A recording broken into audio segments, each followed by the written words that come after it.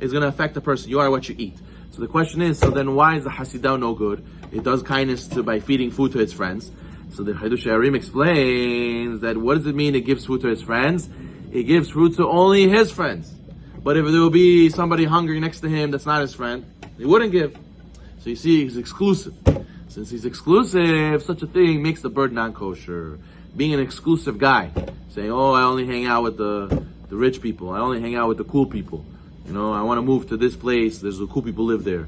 I don't want to be around these peasants, God forbid, right? Person with that mentality, you should know that's a non-kosher mentality. That's not Ahavat Yisrael. That's a sign of tumah. It's a sign of impurity. So therefore, you have to be accepting of everybody. If you have kindness to give, you have funds to give, you shouldn't be picky on who he is because of his status or how close you are with him. Oh, you're my friend, that's why I help you. You should help any Jew, regardless if he's your friend or not. The Sefer HaBrit brings a wonderful idea also. We know that the Torah is kept inside where? In the Beit HaMikdash, the Aron, where the 10 Commandments are in there.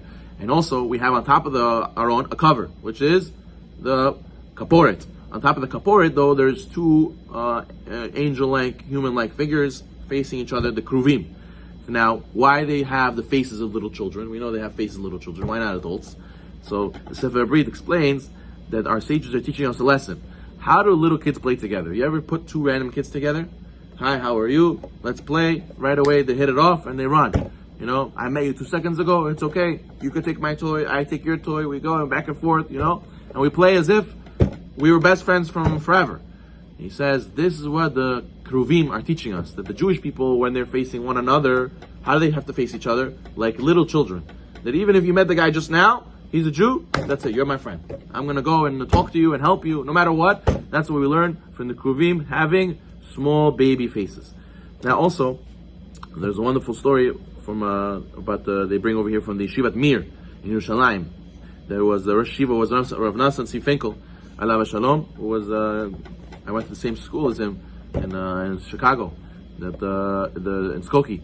So he ended up being a Chicago boy, ended up being the Rosh Yeshiva of the Mir, one of the biggest yeshivas in the world.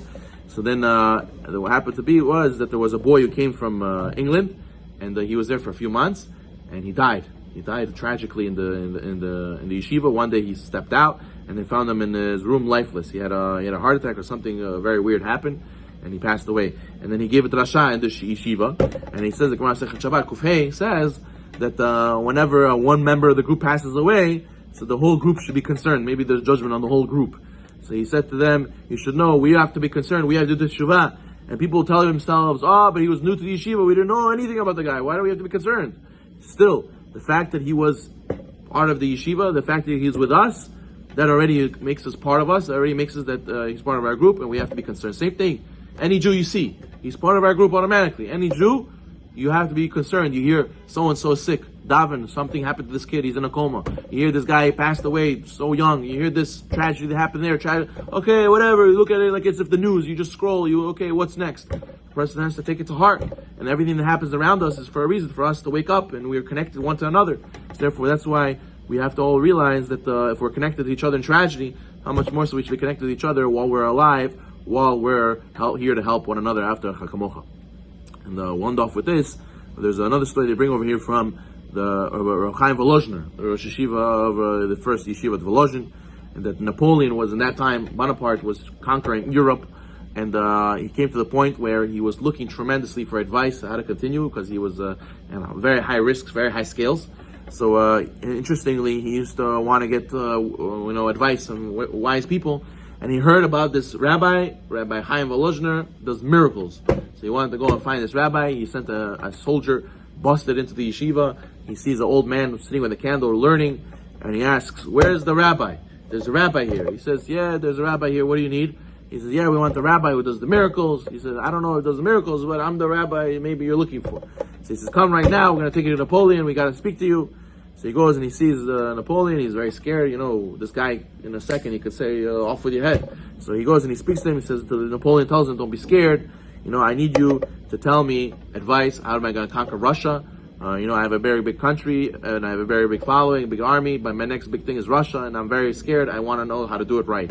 So he gave him a mashal. What was the mashal he gave him? He says, you have a prince who was going with 4 mighty horses, and he fell in the ditch. He couldn't get out, even though he had the most beautiful horses, one from Arabia, one from Italy, one from Europe, all the wonderful places, purebred horses. He couldn't get out. Some villager comes with his little, weak horses, and he pulls him out. He hitches onto him, and he pulls him out. He says, "How'd you do that?"